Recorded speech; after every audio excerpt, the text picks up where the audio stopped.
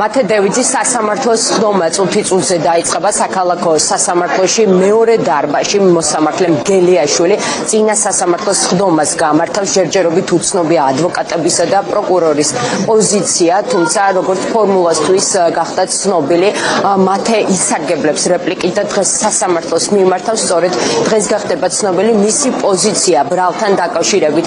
21 წლის მათე დევიძის გამოძიება ედავება პოლიციელებზე თავდასხმას საქმეში სამი დაზარალებული პოლიციელი ფიგურირებს წინა სასამართლოს ხდომიდან. ჩვენ გვახსოვს, რომ სამიდან ერთმა სასწრაფო სამედიცინო დახმარებასაც კი არ მიმართა.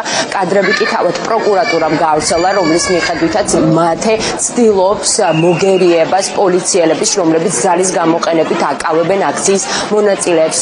ინციდენტი 19 ნოემბერს მელიქიშვილის გამზირზე მოხდა, რა დროსაც საპროტესტო აქციის მონაწილეებს საპატრულო პოლიციის წარმომადგენლები ძალის გამოყენებით აკავებდნენ. თავად მათეს აკავებაც მოხდა ფიზიკური ძალადობის ქვეშ და ეს კადრები ფორმულას ობიექტივშიც მოხდა. სასამართლოს ხდომაზე ახლა იმყოფებიან მათეს მეგობრები, ისინი პროცესის მოლოდინში არიან და იმედს იტოვებენ, რომ მათეს შეეხება არასრულწლოვანთა მართლმსაჯულების კოდექსი და ის საპატიმროს მალე დატოვებს. Გავის მომენტში ადგილზე არ ვიმყოფებოდი, მე სამწუხაროდ რამოდენიმე საათ ადრე ვიყავი თელავში დაბრუნებული თელავიდან ავად. რაც შეეხება პოზიციას, ველოდებით რომ სწორ გადაწყვეტილებას მიიღებენ და გამოუშვებენ ჩვენს მეგობარს სასამართლოდან დანვე.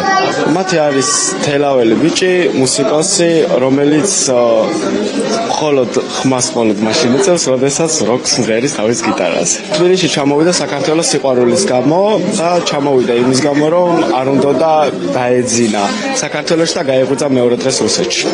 მათე არის უდანაშაულო ადამიანი, რომელიც აქციაზე იცავდა ადამიანებს დაჭერისაგან.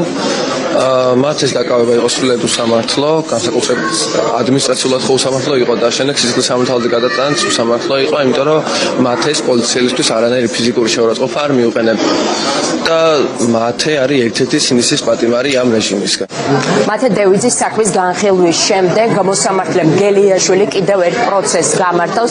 ამ შემთხვევაში განიხილავს ანატოლი გიგაურის საქმეს, რომელიც ასევე დაკავებულია პოლიციელზე თავდასხმის ბრალდებით. გიგაური აღკვეთის ღონისძიების ხდომაზე განმარტავდა, რომ მასზე დაკავების მომენტში ფიზიკური ძალადობა მოხდა.